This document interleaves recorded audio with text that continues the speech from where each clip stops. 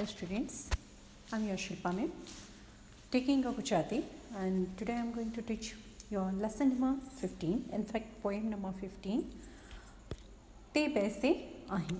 આ એક ગઝલ છે જે કવિ સ્નેહી પરમારે લખી છે. તો કવિ સ્નેહી પરમારનો જન્મ તમે અહીંયા જોઈ શકો છો. મારી રાઈટ સાઈડે સ્નેહી પરમાર છે અને કોર્નરમાં એક નાનું પિક છે, એ પણ સ્નેહી પરમારનું છે. અને યદા તદા ગઝલ એના ઉપર જે પિક છે એ પણ કવિ સ્નેહી પરમારનું છે. તો કવિ સ્નેહી પરમારનો જન્મ જે છે એ તારીખ 1 જૂન 1971, યાની કે મારા જેવડા છે. તો સ્નેહી પરમારનો જન્મ તારીખ 1 જૂન 1971ના રોજ થયો હતો. તો સ્નેહી હરિભાઈ પરમારનું જન્મસ્થળ, હવે આપણે કવિ વિશે જાણીએ છીએ. તો સ્નેહી હરિભાઈ પરમારનું જન્મસ્થળ અમરેલી જિલ્લાનું સનાળિયા છે. તેઓ બગસરાની મેઘાણી હાઈસ્કૂલમાં શિક્ષક તરીકે ફરજ બજાવે છે. સરળ બોલચાલની ભાષામાં લખાયેલી એમની ગઝલો એ ખૂબ જ લોકપ્રિય બની છે. પીડા પર્યંત, યદા તદા ગઝલ એ તેમના ગઝલ સંગ્રહો છે. અને મારી રાઈટ સાઈડે જે યદા તદા ગઝલ દેખાય છે એમાંથી આપણી આ તે બેસે અહીં એ ગઝલ લેવામાં આવી છે. તો ગઝલમાં શું છે એના વિશે કવિ આપણને માહિતી આપે છે કે કવિએ આ ગઝલમાં સભામાં એટલે કે માનભર્યા સ્થાનમાં બેસવાની લાયકાત શા માટે મળે છે તેનું સુંદર વર્ણન કર્યું છે. બીજાને માટે સંવેદના, મોટા સ્થાન ઉપર પહોંચીએ ત્યારે પણ પોતાની લાયકાત વિશે સજાગ થઈ અને જાતને પૂછવું, યોગ્યતા ન લાગે તો એ સભામાંથી ઉઠી જવું, એના નિખાલસ ચિત્રો કવિએ અલગ અલગ શેરમાં રજૂ કર્યા છે. આ રીતે મનુષ્યોના મહિમાનો આધાર એમણે અહીં વર્ણવ્યો છે. પ્રશ્નો અને તેના ઉત્તરો દ્વારા કવિએ જાણે જાત તપાસ રજૂ કરી છે, સેલ્ફ એનાલિસિસ કર્યું છે. દરેક મનુષ્ય પોતાની જાતને પૂછવા જેવા આ પ્રશ્નો છે એમ પણ સૂચવે છે કવિ કે હું એકલો જ નહીં ફક્ત, પણ મારા જેવા બીજા મનુષ્યો, ધેટ મીન્સ જે એમ માનતા હોય કે હું સભામાં બેસવા માટે હું લાયક છું, મારી લાયકાત છે, તો એમણે પોતાનું સેલ્ફ એનાલિસિસ કરવું જોઈએ કે શું આટલી લાયકાતો મારામાં છે તો હું સભામાં બેસવા માટે લાયક છું. હવે સભામાં બેસવા એનો મતલબ એ થાય છે કે હું માણસ તરીકે યોગ્ય છું. બરાબર? પહેલાં માણસ બનવું જોઈએ. કંઈ પણ બનતા પહેલાં માણસ બનવું જ ખૂબ જ જરૂરી છે. તો કવિ પોતે એમ કહે છે દરેક મનુષ્યને કે તમે માણસ છો કે નહીં એ સેલ્ફ એનાલિસિસ દ્વારા નક્કી કરો. તો આપણે કાવ્યનું પઠન કરીશું. પહેલાં દેખો યદા તદા ગઝલમાંથી તમારું આ કાવ્ય લેવામાં આવેલું છે અને એમાં પઠન જ થયેલું છે. ગઝલ છે પણ રાગ મને ખ્યાલ નથી. તો કોઈનું પણ આંસુ લૂછ્યું હોય તે બેસે અહીં, ને પછી છાતીમાં દુખ્યું હોય તે બેસે અહીં. સૂર્ય તપતો હોય એનો મધ્યમાં ને તે છતાં કોઈના ચરણોમાં ઝૂક્યું હોય તે બેસે અહીં. હાથ પોતાનો એ બીજો જાણવા પામે નહીં, કીડિયારું એમ પૂર્યું હોય તે બેસે અહીં. એટલો લાયક ખરો કે હું અહીં બેસી શકું, એટલું પોતાને પૂછ્યું હોય તે બેસે અહીં. જે ક્ષણે પોતાને પૂછ્યું હોય ને બીજી ક્ષણે આ સભામાંથી જે ઉઠ્યું હોય તે બેસે અહીં. ખૂબ જ સરસ ગઝલ છે. એની સમજૂતી સાથે આગળ તમને સમજાવું છું. તો સમજૂતીમાં એવું કહ્યું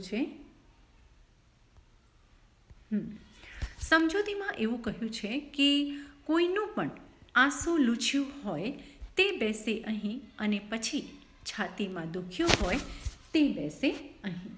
તો સમજૂતી કવિ એમ કહે છે કોઈનું પણ આંસુ લૂછ્યું હોય, દેટ મીન્સ કોઈના દુઃખ દર્દ આપણે દૂર કર્યા હોય તો તે બેસે અહીં. દેટ મીન્સ એ વ્યક્તિ માણસ બનવાને લાયક છે. ને પછી છાતીમાં દુખ્યું હોય તે બેસે અહીં. દેટ મીન્સ એના દુઃખને તો તમે દૂર કર્યા, પણ એના દુઃખની તમને અનુભૂતિ થઈ હોય ને તમને પોતાને પણ દુઃખ ફીલ થયું હોય, બીજાના દુઃખે તમે પણ દુઃખી થયા હોય તે બેસે અહીં. તો તમે માણસ બનવાને લાયક છો. સમજૂતીમાં કવિ એમ કહે છે કે જેણે કોઈનું આંસુ લૂછ્યું હોય એટલે કે કોઈનું દુઃખ દૂર કર્યું હોય તે અહીં બેસે, ને જેને પછી છાતીમાં દુખ્યું હોય એટલે કે બીજાનું દુઃખ જોઈ દુઃખી થયો હોય તે બેસે અહીં. બીજી પંક્તિ છે, સૂર્ય તપતો હોય એનું મધ્યમાં ને તે છતાં કોઈના ચરણોમાં ઝૂક્યું હોય તે બેસે અહીં. સૂર્ય તપતો હોય એનો મધ્યમાં. આમ તો બીજાના દુઃખ દર્દ આપણે સમજી શકીએ છીએ, પણ જ્યારે આપણે કોઈ ઊંચા સ્થાન પર હોઈએ, આપણે કોઈ ઊંચી પોસ્ટ પર હોઈએ અથવા તો આપણે વધારે ધનવાન હોઈએ ત્યારે આપણને બીજાના દુઃખ દર્દ દેખાતા નથી.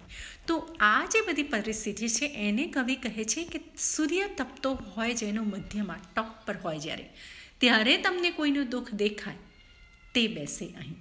અને એમ છતાં પણ તમે ટોપ પર હોય અને એમ છતાં પણ જો તમને બીજાનું દુઃખ દેખાયું હોય, દેટ મીન્સ તમે કોઈના ચરણોમાં ઝૂક્યા હોય, એટલી વિનમ્રતા બતાવી હોય, એટલી નમ્રતા બતાવી હોય કે મારું સ્થાન અને પૈસો ને પ્રતિષ્ઠા તો શું છે, આજ છે ને કાલ નથી, પણ હું પણ તમારા જેવો માણસ છું, આવી નમ્રતા જેણે બતાવી હોય તે બેસે અહીં. દેટ મીન્સ તે લાયક બનવા, તે માણસ બનવાને લાયક છે.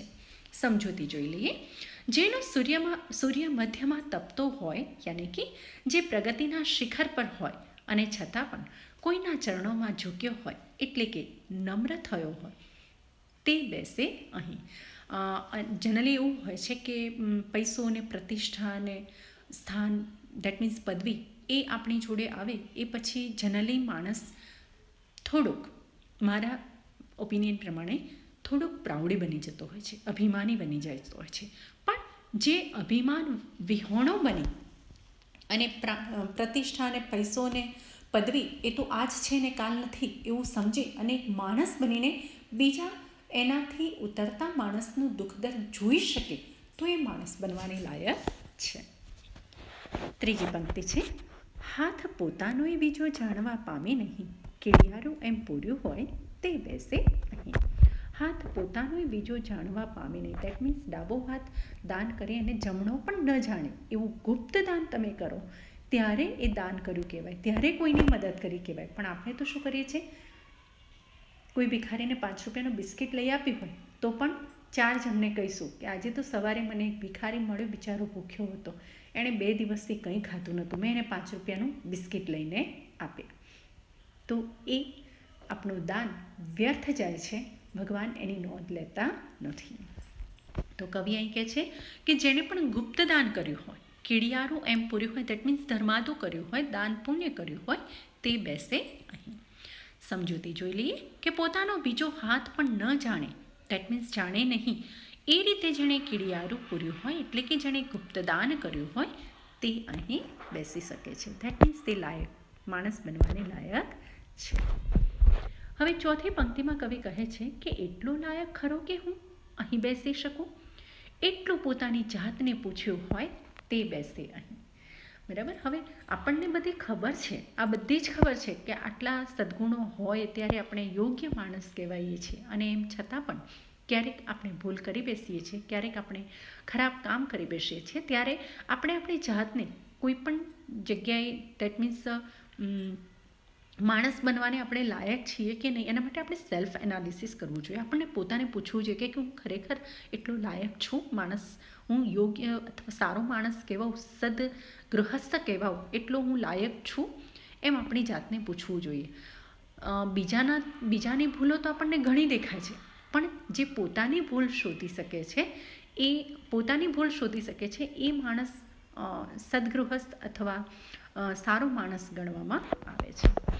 તો સમજૂતીમાં એમ કહેવાય છે કે શું હું એટલો લાયક ખરો કે અહીં બેસી શકું, જેણે આટલું પોતાની જાતને પૂછ્યું હોય તે અહીં બેસે. દેટ મીન્સ જેણે સેલ્ફ એનાલિસિસ કર્યું હોય કે મેં કયા ખરાબ કૃત્યો કર્યા છે જેના લીધે હું સારા માણસની જગ્યાએ એ સભામાં, સારા માણસોની સભામાં હું બેસી શકું નહીં.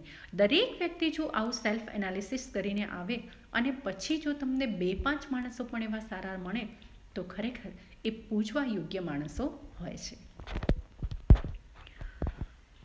આગળ ઉપર પંક્તિમાં કવિ કહે છે, જે ક્ષણે પોતાને પૂછ્યું હોય ને બીજી ક્ષણે આ સભામાંથી જે ઉઠ્યું હોય તે બેસે. દેટ મીન્સ અહીં માણસની નિખાલસતાની વાત કરી છે કે સેલ્ફ એનાલિસિસ કર્યા પછી એને પોતાને ક્યાંક એકાદો પણ એનો અવગુણો દેખાય અને સભામાંથી ઊભો થઈ જાય કે ના ના ના હું ખરેખર એ બેસવાને લાયક નથી, તો એ ખરેખર ખેલદિલ માણસ કહેવાય છે, નિખાલસ માણસ કહેવાય છે.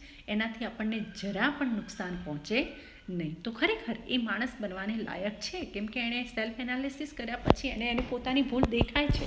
આપણને સામેની વ્યક્તિનામાં 1000 ભૂલો દેખાય, પણ આપણી એક ભૂલ પણ આપણને દેખાતી નથી. જબકે આપણે જાણીએ છીએ કે એનામાં છે એવી 2-4 ભૂલો તો મારામાં પણ છે, પણ આપણે એ કબૂલતા નથી.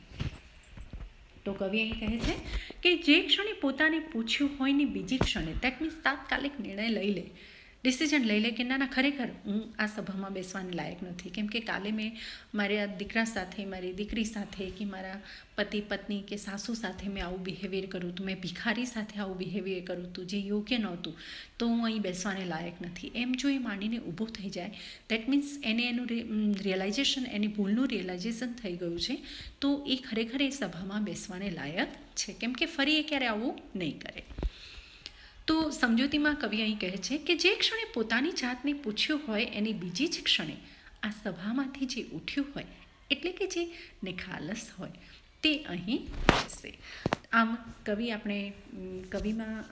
કવિતામાં જેમ આપણે જોયું કે કવિ કોઈનો પણ આંસુ લૂછ્યું હોય, દેટ મીન્સ કોઈના દુઃખ દર્દ તમે સમજી શક્યા હોય, એ તમે લાગણીશીલ સ્વભાવ કહેવાય, આપણો સંવેદનાશીલ ભર્યો સ્વભાવ કહેવાય, એવો જો તમારો સ્વભાવ હોય, તમે કોઈનું દુઃખ જોઈ જ ન શકો તો એને દુઃખ આપી કેવી રીતે શકો, તો ખરેખર તમે માણસ બનવાને લાયક છો. દેટ મીન્સ સભાપાત્ર છો. પછી જ્યારે તમે પ્રગતિના શિખર પર હો, ટોપ પર હો, અને એમ છતાં પણ તમે વિનમ્રતા દર્શાવી હોય, નમ્રતા દર્શાવી હોય, તો પણ તમે સભાપાત્ર છો.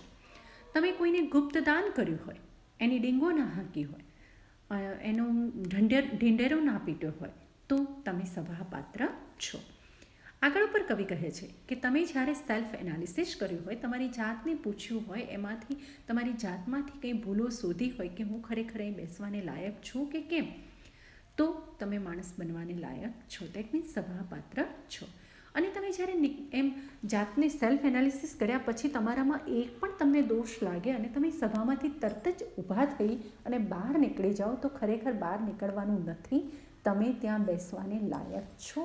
દેટ મીન્સ તમે સભાપાત્ર છો. ખૂબ જ સરસ ગઝલ કવિએ એમના યદા તદા ગઝલ સંગ્રહમાં મૂકી છે, અને એમાંથી આપણું આ કાવ્ય તે બેસે અહીં એ લેવામાં આવ્યું છે. આઈ હોપ કે તમારી સમજમાં આવ્યું હશે.